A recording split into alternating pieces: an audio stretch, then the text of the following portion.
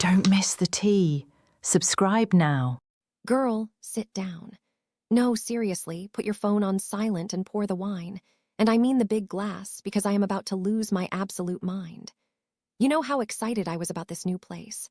Remember how I told you it was going to be my aesthetic era or whatever? Yeah, well, scratch that. I'm currently living in a psychological thriller, but instead of a serial killer, the antagonist is a middle-aged woman with an obsession for astrology and absolutely zero concept of boundaries. Okay, let me back up so you get the full picture. You know the setup. I moved in a few months ago, right? It's a 3-bedroom, pretty decent location.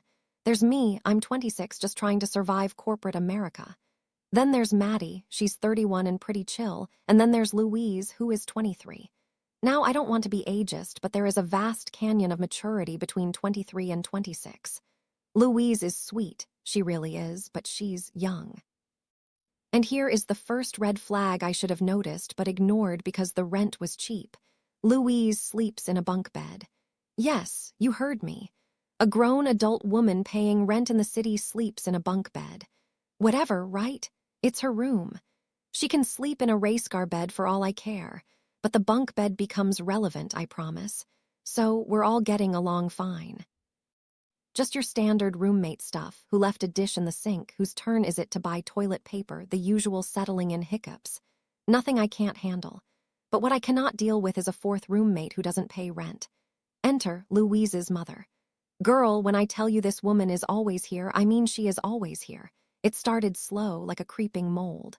At first, she would just pop by for the weekend, every other weekend. But she doesn't just come for dinner, she stays. She packs a bag. She sleeps in Louise's room. Remember the bunk bed? Yeah, Louise takes the top, Mommy Dearest takes the bottom. It's giving weird slumber party vibes and it freaks me out. I told myself I was being dramatic. I tried to be the cool, chill housemate. I'd smile, make small talk. She's nice, that's the worst part.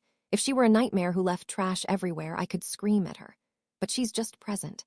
But the real tea, the reason I am hyperventilating right now, the holidays. The holidays. Oh my God, the holidays. You know I stayed in the city this year, right? Just wanted a quiet, peaceful Christmas break. A little self-care, maybe binge watch a show in the living room without wearing a bra. That was the dream. Here is the reality. Louise's mom arrived 6 days before Christmas. 6 days. She just set up camp. So for nearly a week leading up to the holiday, I couldn't walk into my own living room without getting sucked into a conversation. And not a hey, how are you? Conversation. No, it's always an interrogation or a lecture. Then she leaves for Christmas Day and the day after. I thought, okay, phew, freedom, wrong. She came back on the 26th, Boxing Day. And she stayed until the 30th. Why do you need to be in your daughter's shared rental house for the awkward week between Christmas and New Year? Louise is 23, not 12. But wait, it gets better. She leaves for New Year's Eve, and I'm thinking, finally, it's January. New year, new me, empty house. She came back on January 1st. It is now days into the new year. Everyone went back to work on Monday. The holidays are officially, legally, spiritually over. And yet she is still here. I am writing this from my bedroom because I cannot face the kitchen. I am starving, but if I go out there, I have to engage. And the engaging is the problem. It's the Astrovibes, girl. A few days ago, my first day back at work, so I'm already stressed, right? I walk into the kitchen to grab a coffee. I'm wearing my robe, my hair is a mess, and I am not ready for human interaction. She's sitting at the table, just waiting, like a spider in a cardigan. She looks at me, eyes wide, and asks, completely unprompted, no good morning, no nothing, she goes, "So, how are you dealing with the Astrovibes right now?" She asks me, "So, how are you dealing with the Astrovibes right now?" I just stared at her. I'm holding my mug like a weapon. I said, "I'm sorry, the what?" "The Astrovibes," she says, nodding sagely like she's Dumbledore. "The energy is very chaotic right now. Can't you feel the shift? It's heavy." Girl, the only thing that is heavy is my exhaustion. I didn't know what to say. I just mumbled something about Mercury being in the microwave or whatever and ran back to my room. This is my life now. I pay rent to live in an astrology seminar, and she's intrusive. Not in a mean way, but in a I have no life so I will consume yours way. If I walk from my room to the bathroom, she pops her head out. "What you doing? Heading out? Work busy? What are you cooking?" I feel like I'm 16 again living with my parents, except this isn't my parent. I can't tell her to shut up. I work from home 2 days a week, so on Monday I'm trying to focus, and I can hear her in the common areas. Just existing, puttering, making tea, humming. It changes the whole dynamic of the house. You can't relax. You can't vent about your day to your roommate because her mom is right there. You know when you come home and you just want to flop on the couch and complain about your boss? Can't do that. Not with her sitting there knitting or reading tarot cards. I tried to give Maddie the help me eyes yesterday. Maddie just shrugged. She's checked out. I feel like I'm the only one who sees how insane this is. It's getting to the point where I'm dreading going home, and I am not paying this much in rent to feel like a prisoner in my own bedroom. Something has to give, and I think I'm the one who's going to have to make the first move. I'm nice to her. I really am.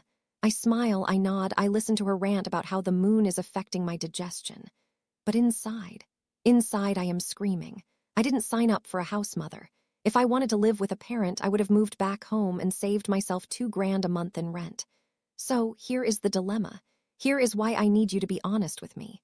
Would I be the asshole if I asked Louise to kick her mom out? I don't mean screaming, "Get out."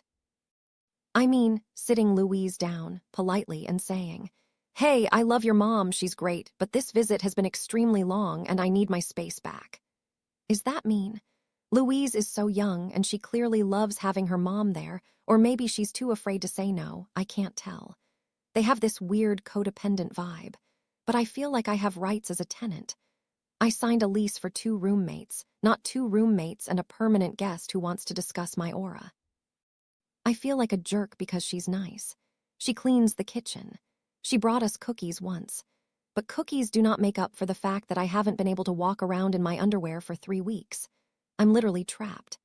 I'm scared if I say something, Louise will cry or think I'm a monster who hates mothers. But if I don't say something, I'm going to snap, and the next time she asks me about the Astrovibes, I'm going to tell her exactly where she can shove her zodiac chart. Tell me I'm not crazy. This isn't normal, right? You don't move into a share house and bring your mom for a 3-week residency, right? Hey, she just knocked on my door. I'm not answering. I'm playing dead. What do I do? Do I talk to Louise tonight?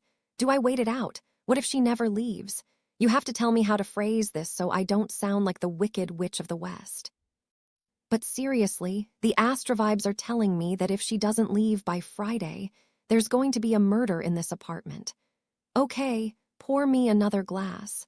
I need to build up the courage to go to the kitchen without getting a lecture on how bread affects my spiritual alignment. This is my life. Help.